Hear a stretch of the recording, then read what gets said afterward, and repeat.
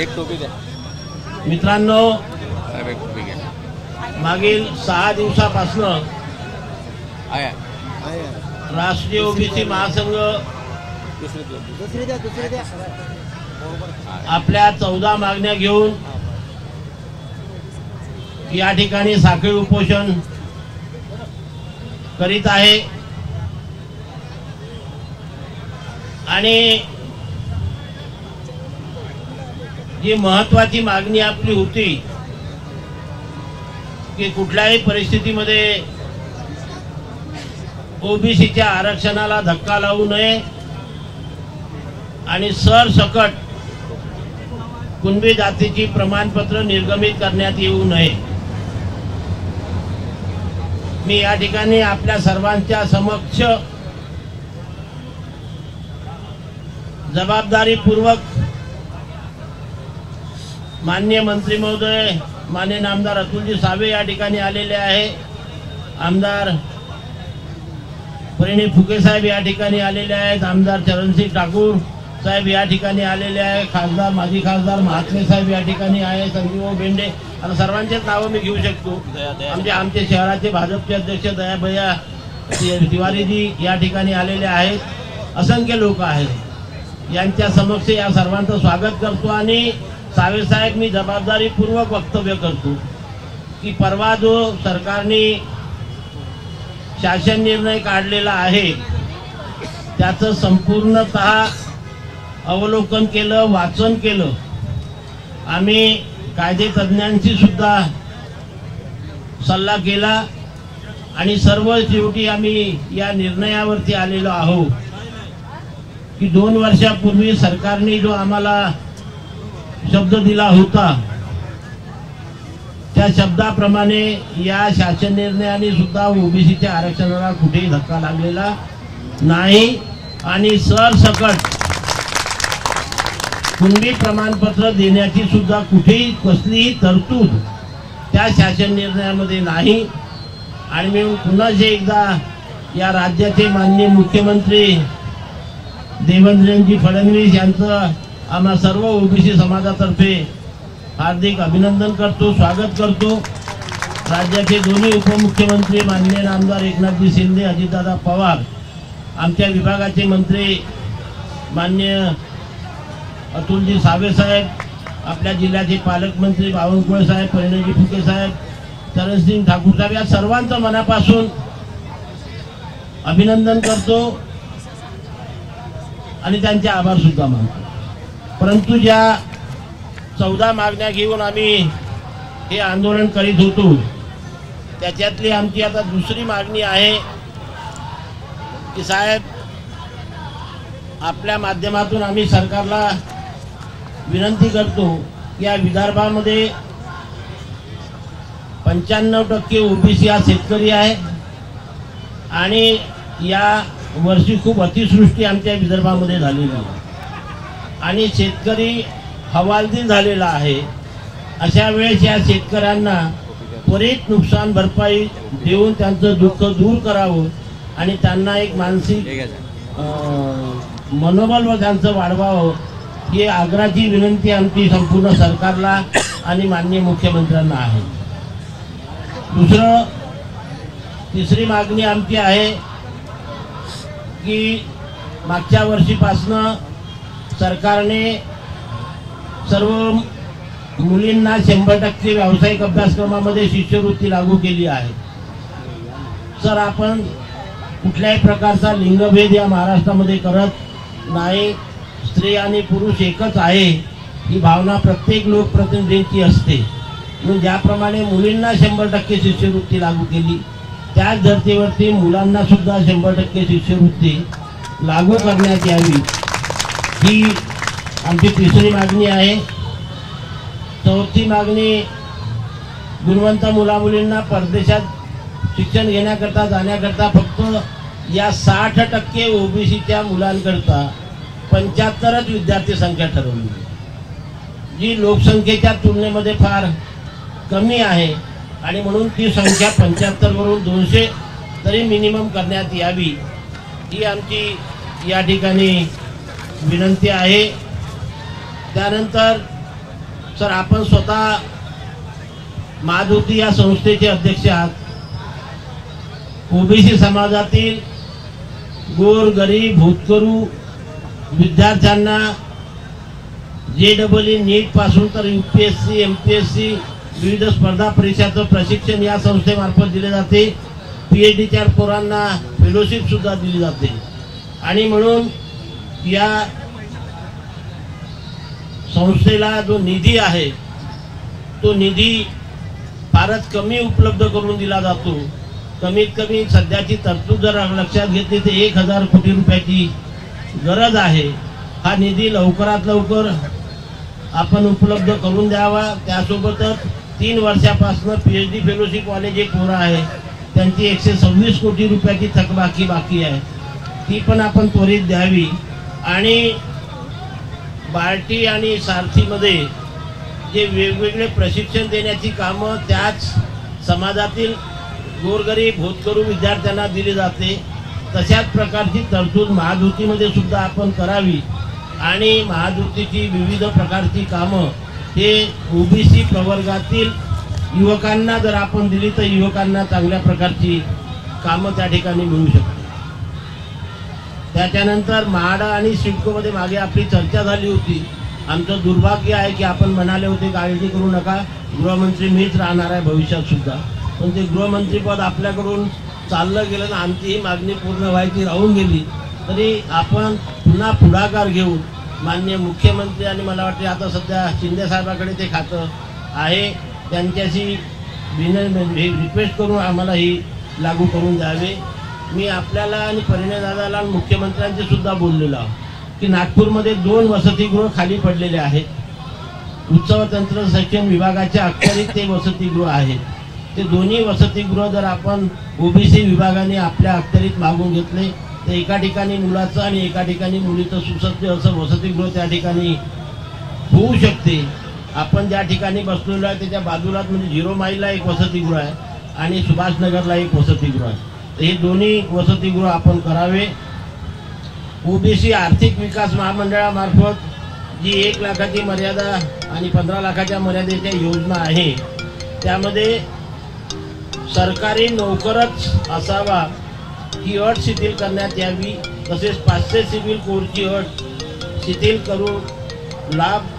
करून लाभधारकांना अटक नसावी किंवा कशा प्रकारे ते आणखी सोपं करता येईल याचा आपण विचार करावा आणि त्यांना बोल करावं. दुसरं आपलं जे ओबीसी विभागाचं आर्थिक विकास महामंडळ आहे त्या आर्थिक विकास महामंडळाला ॲडव्होकेट जनार्दन पाटील ओबीसी आर्थिक विकास महामंडळ, कारण मराठा समाजाकरता जे आहे त्याला शामराव पेजे आर्थिक विकास महामंडळ आहे, अण्णाभाऊ साठेकर आर्थिक विकास महामंडळ आहे, अण्णासाहेब पाटील आर्थिक विकास महामंडळ आहे. याच धर्तीवर या ओबीसीच्या आर्थिक विकास मंडळाला ॲडव्होकेट जनार्दन पाटील ज्यांचं या ओबीसी समाजाकरता फार मोठं कॉन्ट्रीब्युशन आहे त्यांचं नाव देण्यात यावं. प्रत्येक शहर व तालुका स्तरावर आमच्या ओबीसी व्हीजेएनटी एसबीसी पोरांसाठी एक चांगले ग्रंथालय हे आपण सुरू करावे. डीपीडीसीच्या माध्यमातून करावे, आमदार निधीच्या माध्यमातून करावं. पण ओबीसी करता स्वतंत्र त्याला काय म्हणून आपण ग्रंथालय सुसज्ज असे ग्रंथालय आपण प्रत्येक जिल्हा स्तरावरती सुरू करावं. तिसरं नंतरची मागणी आहे की आपल्याकडे दलित समाजामध्ये किंवा दलित समाजाकरता काम करणाऱ्या लोकांना डॉक्टर बाबासाहेब आंबेडकर समाजभूषण पुरस्कार दिला जातो. त्याच्यानंतर आदिवासी क्षेत्रामध्ये काम करणाऱ्या लोकांना आदिवासी सेवक पुरस्कार दिला जातो.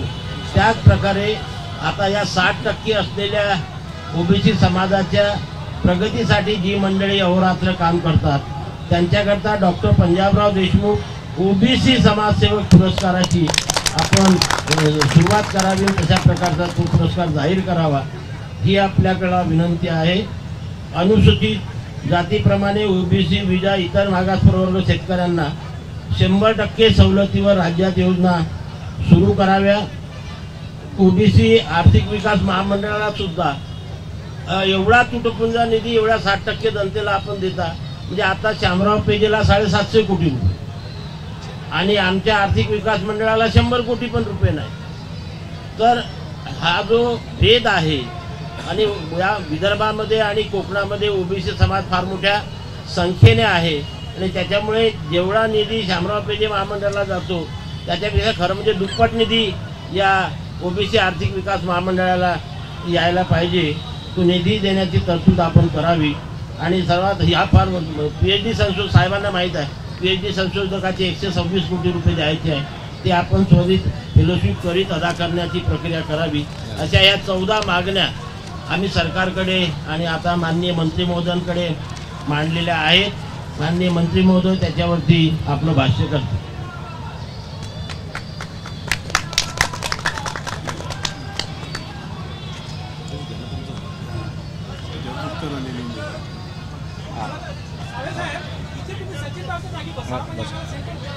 मीडियाला इकडे सुटता येईल.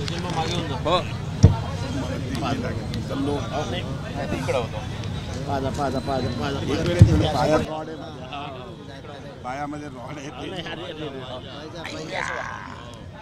खुर्ची घेऊ का नाही? अच्छा अच्छा अच्छा. अरे मग आधी सांगितलं असं मी खुर्च्या लावल्या असतो. ठीक आहे गजू भाऊ.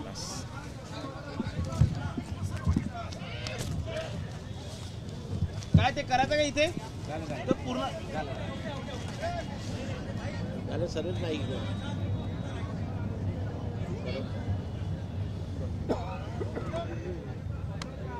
अजून एक लोट आहे का तिकडे? लोट आहे का एखादा? द्या द्या एक लोट. नाही नाही राहू दे राहू दे नको करू नको.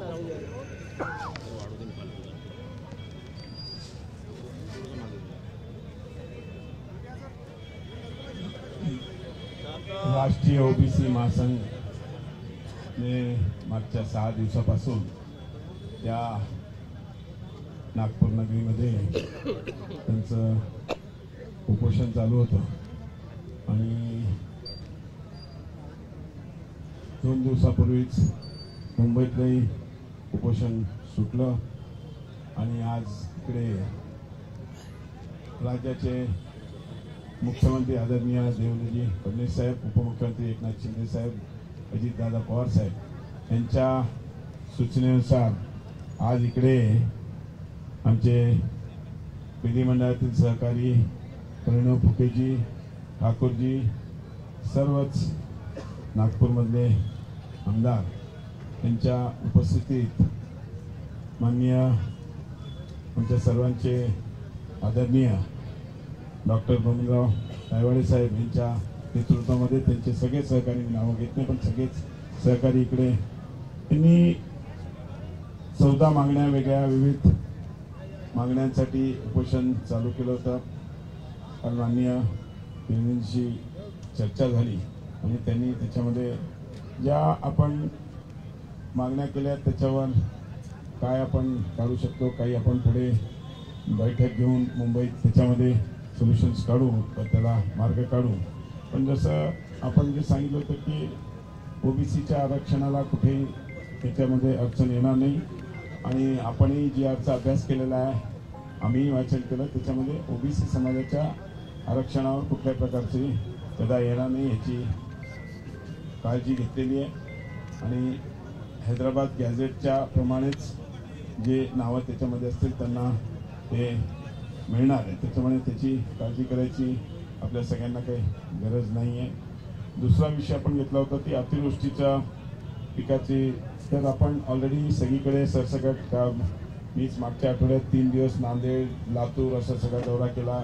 बाकी अनेक ठिकाणी तिकडचे पालकमंत्री सगळे आणि सरसकट सगळीकडे त्या अतिवृष्टीची पाहणी करायला, म्हणजे तिकडे पंचनामे करायला ऑलरेडी जी आपली मागणी आहे त्या पद्धतीने आपण केलेली आहे. आणि नक्कीच शेतकऱ्यांना जी काही नुकसान भरपाई झाली आहे शेतीची ती 100% त्यांना मिळवून देण्याकरता NDRFच्या नॉर्म्सने तर पेमेंट करायला सांगितलं, पण बाकीचे पण ताबडतोब त्याच्यासाठी निधी उपलब्ध करून हे कृषी व महसूल विभागाच्या माध्यमातून आपण त्यांना मदत करण्याची ऑलरेडी हे घेतलेली आहे.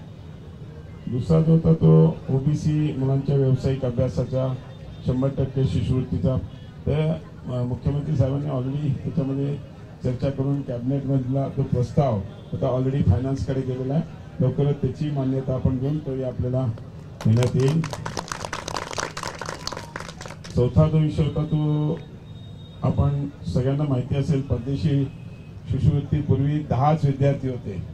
मी मंत्री झाल्यावर तुम्हीच मला पहिल्यांदा महाज्योतीत आल्यावर मला एक निवेदन दिलं होतं आणि त्यावेळेस मी सांगितलं होतं की 50 करीन. मी 50चं मी 100ची मागणी केली, नंतर 75 केलं आणि आता 200ची मागणी आमची ऑलरेडी फायनान्स डिपार्टमेंटकडे गेलेली आहे. आपण लवकरात लवकर ती मंजूर करून एकाच टप्प्यात होणार नाही पण 2 टप्प्यात आपण ती 200 पर्यंत न्यायचा पूर्णपणे प्रयत्न करू. महाज्योतीच्या बद्दल आपण म्हटलात बरोबर आहे, 300 कोटी ही निधी खूप कमी पडते. 1000 कोटीचा नक्कीच माननीय मुख्यमंत्री साहेबांची कालही बोललो, ते म्हटले आपण ज्यावेळेस चर्चा कराल त्यावेळेस हे 2 टप्प्यात आपण त्यांना वाढवून ती कशी करता येईल त्याच्याकरता आपण प्रयत्न करू. नंतर म्हाडाचा आणि सिडकोचा, आता मला आठवतं मी नागपूरला आलो होतो त्यावेळेस मी गृहनिर्माण मंत्री पण होतो आणि मी म्हटलं होतं कुठं ठीक आहे, पण मी आपल्याला एकच सांगतो की लवकरच जी आपण बैठक लावू मुंबईला, त्या बैठकीमध्ये माननीय गृहमंत्री आता सध्या गृहनिर्माण मंत्री माननीय एकनाथ शिंदे साहेब आहेत, त्यांच्याशी चर्चा करू. कारण की अनेक लोकांना त्याच्यामध्ये असते, मिलिटरीला असते, अनेक दिव्यांगाला आहे सगळे, तर ओबीसीला काही ना काही त्याच्यामध्ये गृहनिर्माणचा आपण विभागाशी पाठपुरावा करून तो करून देऊ, एवढंच या ठिकाणी सांगतो. बाकी जे नागपूरला 2 जे बिल्डिंग तयार आहेत हॉस्टेलच्या, कालच चंद्रकांत दादांची मी चर्चा केली. काल लकीली सीएम साहेबांकडे ते पण होते, तर चंद्रकांत दादांनी सांगितलं की तुम्ही आम्हाला प्रस्ताव द्या, जर त्या रिकामी असतील तर आम्ही नक्कीच त्या तुम्हाला हँडओव्हर करू आणि तुम्ही तिकडे चांगली मुलींचं हॉस्टेल चालवायला काय हरकत नाही. कालच त्यांच्याशी म्हणजे चर्चा केलेली आहे. त्याला जी काही कारवाई करायची ती आपण एकदा प्रस्ताव त्यांच्याकडे दिला तर, कारण की ते आपण आपला प्रस्ताव त्यांच्याकडे नसल्यामुळे त्यांना, तर आपण लवकरच तो प्रस्ताव देऊन हे करू. बाकी ओबीसी व्हीजीएनटी एसबीसी आर्थिक विकास महामंडळाचा जो विषय आहे त्याच्यामध्ये अगदी 2 जामीनदारच्या ऐवजी आपण 1 जामीनदार ऑलरेडी केलं, तो आपण केला आहे त्याच्यात आपण. आणि दुसरा जो सिबिल आहे, हा सिबिल हा बँकवाले मागतात. आपण काही आपलं ओबीसी डिपार्टमेंट नाही वाटत, पण आपण ते बँकेशी चर्चा करू आणि सिबिलचा जो स्कोर आहे त्याला थोडंसं अजून कमी कसं करता येईल. जसं बँक आर्थिक एखाद्या प्रोजेक्टला लोन देताना करते त्या पद्धतीने बँकांशी काही चर्चा करू. कारण आता आमच्या संभाजीनगरमध्ये आम्ही देवगिरी बँक आहे त्याच्याशी आम्ही चर्चा केली, त्यांनी कमी केला. ते आता तिकडे थोडा सिबिल स्कोर हां ते शिथिल करायचा आपण प्रयत्न करू. त्या स्थानिक लेवलवर काही बँकांशी आपल्याला चर्चा करावी लागेल, त्याच्यामध्ये करू. पण कारण की तो बँकेचा विषय ते आरबीआयच्या गाईडलाईनमध्ये असतात, त्याच्यामुळे जसं प्रायव्हेट बँका असल्या तर त्या करतात त्याच्यात शिथिल. तर आपण त्या पद्धतीने काही बँकांशी बोलून आणि त्यांच्याशी टार्गेट करून की बाबा तुम्ही एवढं आम्हाला व्याज परतावाचं आणि याच्यासाठी जे काही कर्ज आहे त्याकरता त्यांनी मदत करावी अशी आपण, जसं मी सांगितलं आमच्या संभाजीनगरमध्ये आम्ही एका देवगिरी बँकेशी केलं. ती लकीली आपल्या विचारांची बँक असल्यामुळे, पण अनेक ठिकाणी आपल्या विचाराच्या बरेच बँका आहेत, आपण तिकडे थेट कर्ज त्याच्यामुळे ते लागणार आहे त्याच्यासाठी आपण त्यांना मदत करू. प्लस जे एज्युकेशनल लोन आहे त्यालाही आहे, प्लस व्याज परतावा व्यावसायिकांसाठी 15 लाखापर्यंतचा, त्याच्यामध्ये या सगळ्या दोन्ही तिन्ही ह्याच्यामध्ये कारण काय बाकीच्या सगळ्या ह्याच्यामध्ये फक्त 2च आहेत. तर अण्णासाहेब पाटीलमध्ये 2च ठिकाणचे ते फक्त व्याज परतावा करतात आणि एक, पण आपण शैक्षणिक लोन देतो, आपण व्यक्ती, अशा अनेक आहेत. आपल्याकडे 7 योजना आहेत, पण त्या 7 योजनांमध्ये आपण ह्या सगळ्या इम्प्लिमेंट करायचा पूर्णपणे प्रयत्न करू. आणि लवकरच त्याच्यावर काय करू की काही बँकांशी स्टेट लेवलला बोलून त्यांच्याशी निगोशिएट करून त्या आपण हे करू. शामराव पेजेचं तुम्ही म्हटले बरोबर आहे, त्यांना आर्थिक या हिशोबाने मोठी तरतूद असते, पण आता देवलेजींनी आपल्या जवळजवळ 18 महामंडळं सगळी तयार केली आणि प्रत्येक महामंडळाचा इतके दिवस रजिस्ट्रेशन होतं, आता कंपनी रजिस्ट्रेशन वगैरे सगळं कंप्लीट झालेलं आहे. 5-5 कोटीचं भागभांडवल पहिल्या टप्प्यात दिलेलं आहे आणि पुढच्या टप्प्यामध्ये 50-50 कोटी रुपये प्रत्येकाला जर त्याचा हिशोब केला तर ती जवळजवळ 900 कोटी रुपये आपल्याला या वर्षामध्ये उपलब्ध होतील, ज्या माध्यमातून सगळ्या या महामंडळाच्या माध्यमातून जे 18 महामंडळ आपले स्थापित केलेले आहेत आणि अगोदरचे 2 असे 20 महामंडळाच्या माध्यमातून आपण सगळे आणि बीजीएनटीचे पण 4 असे टोटल 22 महामंडळं आपले जे नवीन स्थापित केले त्या सगळ्या महामंडळाच्या माध्यमातून जवळजवळ 1200 कोटी रुपये आपल्यालाही मिळतील आणि त्या माध्यमातून प्रत्येक समाजाच्या यांना आपण त्याच्यामध्ये मदत करू शकू, एवढं नक्की मी तुम्हाला सांगतो. ॲडव्होकेट जनार्दन पाटील ओबीसी त्यांनी मागणी केली होती. त्याचे आपण करू, त्याचा प्रस्ताव कॅबिनेट समोर टाकावा लागेल, कॅबिनेट समोर करून आपण करून घेऊ.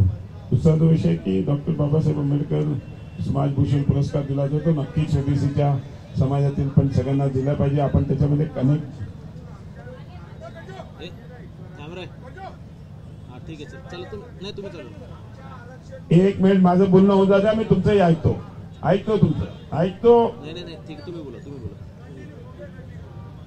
कसं आहे की प्रत्येक शहरामध्ये आपण तालुक्यामध्ये आपण ऑलरेडी जे आपले डिस्ट्रिक्ट प्लेसेस आहेत, जिल्ह्याच्या स्तरी एक ओबीसी साठी म्हणजे अभ्यासिकासारखं जिकडे सगळे पुस्तकं उपलब्ध होतील एमपीएससी यूपीएससीच्या परीक्षेच्या तयारीसाठी, अशा सगळीकडे प्रत्येक जिल्ह्याच्या ठिकाणी एक अभ्यासिका आपण घेऊन सुरू करायचा आपण निर्णय घेतलेला आहे. लवकरच त्या महाज्योतीच्या माध्यमातूनच ते आम्ही सुरू करणार आहोत.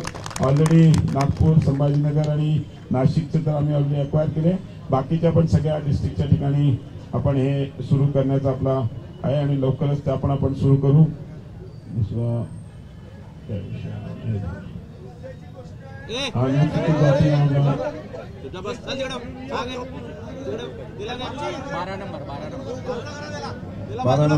अनुसूचित जाती जमातीच्या प्रमाणे ओबीसी विजा विशेष मागासवर्गीय शेतकऱ्यांना 100% सवलतीवर राज्यात योजना सुरू करण्याकरता. तर हा धोरणात्मक निर्णय आपण घेऊ, तो पण म्हणजे बैठकीत तो निर्णय घेऊ. महामंडळाने सांगितलं ऑलरेडी, तर 1000 आपल्याला त्याच्यापेक्षा जास्त आपल्या सगळ्या ओबीसी समाजाचे जर महामंडळाचा विचार केला तर त्याच्यापेक्षा जास्त 1000 पेक्षा जास्त पैसे आपल्याला सगळ्यांना उपलब्ध होणार आहेत. आणि एक जो ह्याचा पीएचडीच्या विद्यार्थ्यांचा पण जो विषय आपण सांगितला, त्यामध्ये ऑलरेडी ती फाईन 126 कोटीची आम्ही ह्याला पाठवलेली आहे फायनान्सला. लवकरात त्यांनी आपल्याला सांगितलं की आम्ही 2 ते 3 टप्प्यात तुम्हाला पैसे देऊ. ते आले की ताबडतोब आपण तोपर्यंत काही ना काही त्यांना निधी उपलब्ध करून द्यायचा आपण प्रयत्न करतो. अशा आपल्या सगळ्या मागण्यांमध्ये आवर्जून लक्ष घातलेलं आहे. मी आताच प्रतिनिधी सांगितलं की मंगळवारी आपण एक बैठक मुंबईत लावू. त्या बैठकीमध्ये आपण चर्चा करू. सगळे आमचे ज्या आता याच्यात हाऊसिंग असेल किंवा एज्युकेशन असेल, या सगळ्या सेक्रेटरीजना यांच्या अधिकाऱ्यांना बोलून एकदा चर्चा करून याच्यात हे काढू. जे सोल्युशन समजा नाहीच निघालं तर ते आपण माननीय मुख्यमंत्र्यांकडे जाऊ. पण जे सोल्युशन आपल्याला माझ्या मते 14 पैकी मला तर 10 ते 12 याच्यामध्ये काही अडचण वाटत नाही. 10 ते 12 हे विषय आपण आपल्या सेक्रेटरी आणि यांच्या लेवल ताबडतोब तिकडच्या तिकडे जसं जो 8 लाखाचा जो आहे तो ताबडतोब काढू. आपण असे अनेक निर्णय आपण तेव्हाच्या तेव्हा घेऊ. बाकीचे उत्तर एखाद 2 जे राहतील ते आपण माननीय मुख्यमंत्र्यांसमोर चर्चा करून ते नक्कीच उपमुख्यमंत्री मुख्यमंत्री यांच्या सगळ्यांच्या त्याच्यासमोर चर्चा करून ते नक्कीच सोडू. सरकार पूर्णपणे आपल्या पाठीमागे. माननीय मुख्यमंत्री देवेंद्र फडणवीस साहेबांनी काल विशेष मला सांगितलं तुम्ही जाऊन भेटून त्यांच्याशी चर्चा करा. आणि मला वाटतं की आपल्या 14 पैकी 10-11 मागण्या आज 12 मागण्या आपल्या पूर्ण झालेल्या आहेत. फक्त 1-2 मागण्यांचा जो विषय जो कॅबिनेट समोर आहे तो कॅबिनेट समोर नेऊन नक्कीच आम्ही सोडण्याचा प्रयत्न करू. एवढंच या ठिकाणी सांगतो आणि त्यावेळी साहेबांना विनंती करतो की आपण आपलं उपोषण सोडावं. सगळे आमदार ठाकूर साहेब आहेत, प्रणव फुके साहेब आहेत, मी आणि आम्ही सगळ्यांच्या विनंतीला आपण मान देऊन आपण हे उपोषण सोडावं अशी आपल्याला विनंती करतो. 1 मिनिट प्रणव फुके साहेब बोलतील. पंजाबराव देशमुख बोललो ना. जय ओबीसी, राष्ट्रीय ओबीसी महासंघाचा राष्ट्रीय ओबीसी महासंघाचा राष्ट्रीय ओबीसी महासंघाच्या वतीने मागील 6 दिवसापासून या संविधान चौकात साखळी उपोषण सुरू आहे. आणि जे मागे मुंबईमध्ये जे आंदोलन झालं आणि मराठा समाज कुठेतरी आक्रमक झाला होता आणि म्हणून कुठेतरी ओबीसी संपूर्ण महाराष्ट्रातील ओबीसी समाजामध्ये एक भीतीचं वातावरण निर्माण झालं होतं. आणि कुठेतरी एक असंतोष मोठ्या प्रमाणात निर्माण होत होता की आपल्या आरक्षणामध्ये कोणी गदा तर नाही आणणार. पुढाकार घेऊन माननीय डॉक्टर बबनराव तावडे सरांनी आणि राष्ट्रीय ओबीसी महासंघाने हे आंदोलन इथे पुकारलं. सरकारचं लक्ष वेधलं आणि कुठेतरी महाराष्ट्राला हे दाखवून दिलं की ओबीसी ही जागृत आहे. जो ओबीसी उठ्या धरून त्यांच्या आरक्षणावर गदा आली तर ओबीसी ही आक्रमक होणार. आणि माननीय मुख्यमंत्र्यांचा मी फार आभार मानतो की त्यांनी दोन्ही समाजांमध्ये समन्वयाची भूमिका घेऊन दोन्ही समाजाला न्याय देण्याचं काम माननीय देवेंद्र फडणवीस साहेबांनी केलेलं आहे. एकदा जोरदार सगळ्यांनी त्याच्यासाठी फडणवीस साहेबांचा जय ओबीसी. आणि निश्चितच ज्या प्रकारे गोव्यामध्ये आपल्या राष्ट्रीय ओबीसी महासंघाच्या अधिवेशनात माननीय फडणवीस साहेबांनी सांगितलं की मी सदैव तुमच्या पाठीशी उभं राहणार, तुमच्या आरक्षणाला धक्का लागू देणार नाही आणि तुमच्या ज्या ज्या मागण्या आहेत त्या आम्ही पूर्ण करू, त्या सर्व मला असं वाटतं की त्यांनी त्यांचा शब्द ठेवला आणि आज माननीय अतुलजी सावे साहेबांना इथे पाठवलं. एक फार मोठी राष्ट्रीय ओबीसी महासंघाच्या एक विजय आहे की 6 दिवसाच्या उपोषणात आपल्या 12 मागण्या पूर्ण झाल्या. 14 आपल्या मागण्या होत्या, 2 याच्यात आहे. आणि आजच आम्ही इथे यायच्या आधी या सगळ्या संदर्भात स्वतः साळवे साहेब, अतुल साळवे साहेब चीफ सेक्रेटरी सोबत बोलले, फायनान्स सेक्रेटरी सोबत बोलले, ओबीसी विभागाचे सचिव ते सोबतच घेऊन आले आणि ते सगळं पुढच्या मंगळवारी या सगळ्या बैठकीचा कोणत्या तारखेला GR निघणार हे आपल्याला ते सांगून देतील. मला वाटतं पुढच्या महिन्याभरात हे 12 जे विषय आपले क्लिअर होतील आणि शेवटचे 2 जे विषय आहेत ते माननीय फडणवीस साहेबांसोबत आपण मंगळवारी चर्चा करून काही ना काही त्याच्यातही निश्चितच मार्ग काढण्याचा आपण प्रयत्न करू. राज्य शासनाने यावेळेस फार एक चांगली सकारात्मक भूमिका घेतली.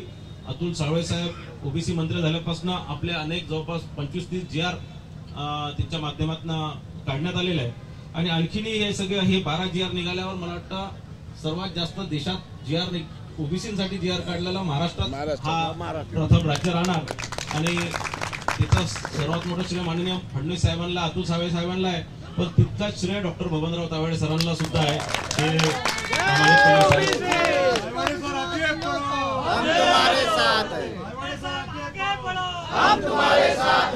आणि काली या संदर्भात तावडे सर आणि सगळे राष्ट्रीय ओबीसी महासंघाच्या पदाधिकारी उपोषण करता सगळ्यांसोबत चर्चा झाली. आजही सगळ्या तुमच्या आपल्या मागण्या पूर्ण झाल्या. मला असं वाटतं आता आपण हा उपोषण आपण थांबवलं पाहिजे, उपोषण आता सोडलं पाहिजे आणि स्वतः मंत्री महोदय आपलं उपोषण सोडायला आले. तर मला असं वाटतं तावडे साहेब आता आपल्या सगळ्या मागण्याही पूर्ण झाल्या आणि पुढे काही झालं तर आपण तयारच आहे. तर म्हणून आपल्याला विनंती करतो. धन्यवाद. मागे घेत बोलू दे काल सरकारने बोलू द्या ना. सरकारने उपसमिती बनवली आहे. या विषयामध्ये महत्वाचा इश्यू कुणबी फॅक्टर आहे, पण त्या उपसमितीमध्ये एकही कुणबी सदस्य नाही. ही सूचना कृपया देवेंद्रजी अध्यक्ष आहेत त्या समितीचे अध्यक्ष आपले ओबीसी नेता आपल्या नागपूरचे चंद्रशेखर बावनकुळे साहेब आहे आणि ते कुणबीचे जवाई सुद्धा आहे. कसा चिंता करताय? परंतु तुम्ही कारण की जरांगेचं आंदोलन होतं, करू अजून आपल्याला 2 सदस्य केंद्रित होतो आणि कुणब्यांच्या नोंदीबद्दल होतं. तर कृपया ही कुणबी दिनांक 30 तारखेपासून राष्ट्रीय ओबीसी महासंघाचं जे साखळी उपोषण संविधान चौकात सुरू होतं, या आजच्या या संविधान चौकामध्ये राज्याचे ओबीसी मंत्री अतुलजी सावे, त्यांच्यासोबत आलेले आमदार परिणय फुके, दुसरे ठाकूर साहेब आमदार, माजी खासदार महात्मे साहेब, सर्व राष्ट्रीय ओबीसी महासंघाचे पदाधिकारी ज्यांच्या नेतृत्वात हे आंदोलन सुरू होतं, ते राष्ट्रीय ओबीसी महासंघाचे राष्ट्रीय अध्यक्ष तायवडे सर. आता मंत्री महोदयांनी तुम्हाला सर्वांना अवगत केलं की आपले 12 ज्या मागण्या आहेत त्या पूर्ण केलेल्या आहेत. साहेब धन्यवाद, तुमचे आभार मानतो. मुख्यमंत्री साहेबांचे सुद्धा याच्यासाठी आभार मानणं गरजेचं आहे. ते सुद्धा नेहमी सांगत असतात आम्ही ओबीसीच्या बाजूने भक्कमपणे उभे आहोत, परंतु आमच्या ह्या मागण्या 12च आहेत. अजूनही मागण्या पुन्हा येऊ शकतात. वेळोवेळी आम्ही आंदोलन करत असतो, त्याला सुद्धा तुम्ही दाद द्यावी. तुम्ही इथं आलात त्याबद्दल सर्वांतर्फे, सर्व ओबीसी समाजातर्फे तुमचे अभिनंदन करतो, आभार मानतो. आणि जे साखळी उपोषण सुरू आहे ते इथे आजपासून तायवाड सर याबद्दल भाष्य करतील आणि बाकी कोकण विभागामध्ये असो बाकी जिल्ह्यामध्ये सुद्धा राष्ट्रीय ओबीसी महासंघाचे आंदोलन सुरू आहे. याच मागण्या घेऊन सुरू आहेत. त्याबद्दल संपूर्ण भाष्य तायवाड सर करतील अशी मी त्यांना विनंती करतो. मित्रांनो, आपल्या सर्वांच्या समक्ष खुल्या पद्धतीने या ठिकाणी आमदार डॉक्टर परिणय फुके, आमदार चरणसिंगजी ठाकूर, डॉक्टर महात्मे साहेब यांच्या उपस्थितीमध्ये, दयाशंकर तिवारी साहेब यांच्या उपस्थितीमध्ये माननीय मंत्री महोदयांशी खुलेआम चर्चा झालेली आहे. म्हणजे लपून छपून कानात आम्ही दोघंही बोललेलो नाही आहे.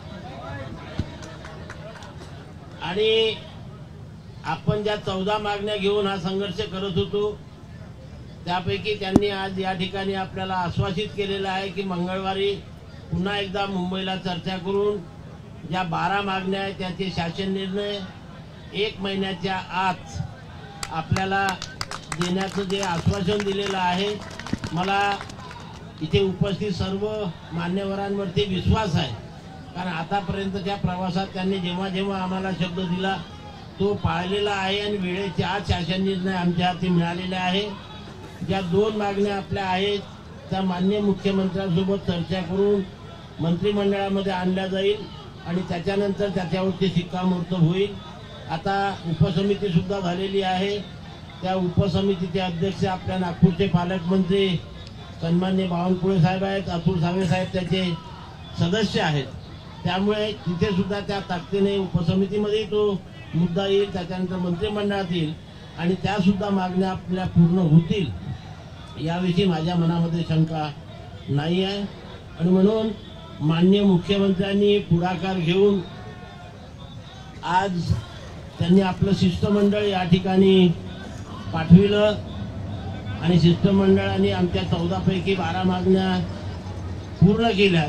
त्याबद्दल मी त्यांचे मनापासून आभार मानतो.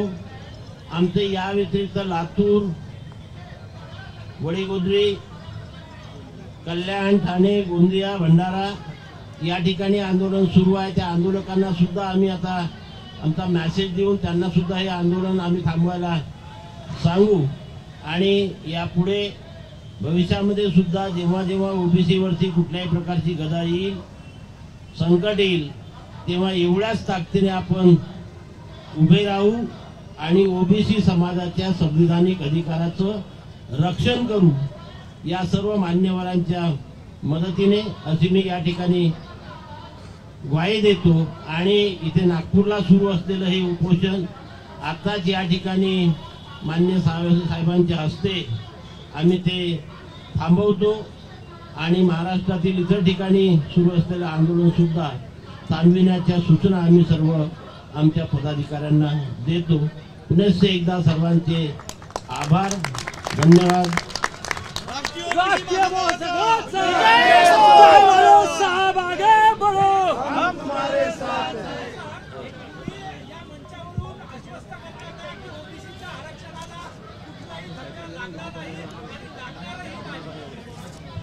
माझी आपल्या सगळ्यांना विनंती आहे, जो GR काढलेला आहे त्या GR मध्ये क्लिअर कट आहे की जो हैदराबादच्या गॅझेटमध्ये ज्यांचं नाव त्याच्यामध्ये त्यांनाच मिळणार आहे. त्याच्यामुळे कुठल्याही प्रकारचा आरक्षणामध्ये ओबीसीला कुठल्याही प्रकारचा धक्का लागणार नाही. मी या ठिकाणी सर्व आमचे नेते, भाजपचे पण आमचे अध्यक्ष मान्य अध्यक्ष साहेब, आमचे ठाकूर साहेब असतील, आमचे प्रणय फुकेजी असतील, महात्मे साहेब आहेत आणि साहेबांचे सगळे सहकारी, या सगळ्यांचं अतिशय आभारी आहे की आपण माननीय मुख्यमंत्री देवेंद्र फडणवीस साहेब, उपमुख्यमंत्री एकनाथ शिंदे साहेब, अजितदादा पवार साहेब यांच्या सगळ्यांच्या जो विनंती त्यांनी केली होती ती विनंती मी घेऊन आलो होतो, ती आपण मान्य केली आणि आपण सगळ्यांनी याच्यामध्ये सहकार्य केलं. त्याबद्दल आपल्या सगळ्यांचे आभार मानतो आणि परिणयजींना म्हणतो ते पाणी आपण साहेबांना द्यावं.